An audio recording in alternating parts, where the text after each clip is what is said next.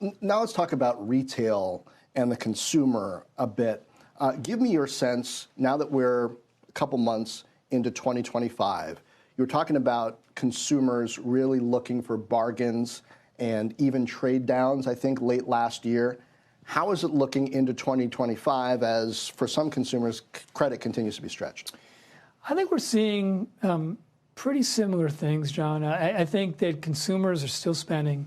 They're being careful on how much they spend on each product, where they can trade down in price, they do so. Where they can find deals, they continue to do so. And we spend a lot of time trying to help with our third-party selling partners. Customers have lower prices. We were, ranked the lowest prices in U.S. retail for the 8th year in a row by Profitero right before the holiday season. And so I think we see a lot of those same things. I think there are certain countries where maybe the economics or the macroeconomic factors are just more challenged, Germany being an example of that. But I think what happens in times where consumers are a little bit uneasy about different economic conditions is that customers tend to figure out who are they going to buy from. They tend to pick a smaller number of merchants they buy from. And because we have such broad selection and we have such low prices and we get items to people so quickly and we take care of customers first and foremost, I think customers are continuing to choose Amazon for more of their purchasing. I want to zero in on that, getting things to people quickly, that logistics piece. The stat I've seen is that Amazon Logistics processed 5.9 billion U.S. delivery orders in 2023. 27% of all packages shipped in the U.S. It was a close second to the U.S. Postal Service then, which had 31% of parcel volume. Do you think you're going to pass USPS in 2025 if you didn't already in 24? Well, it's funny. We don't spend any time thinking about that or talking about that, John.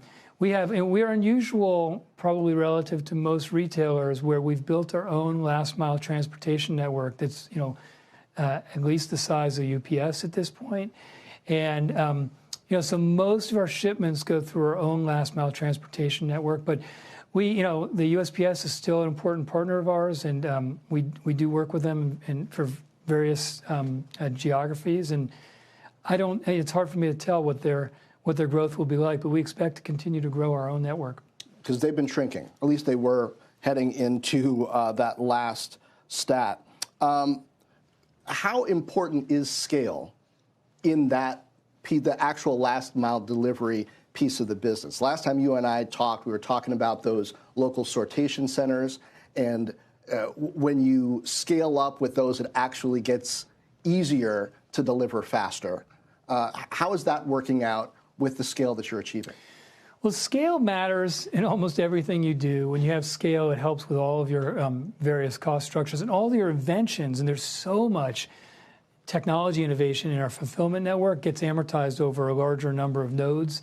Sometimes when you scale, it can create complexity. And so if you remember, for the pandemic, we took a fulfillment network that we'd grown over 25 years and doubled the size of it in 18 months, and then built out a last mile transportation network the size of UPS in 20 months.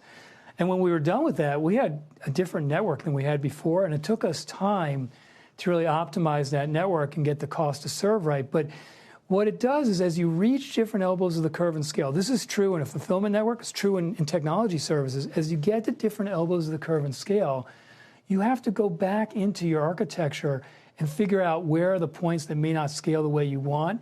And for us in our fulfillment network, we completely re-architected where we had our big hubs. We built a regional network.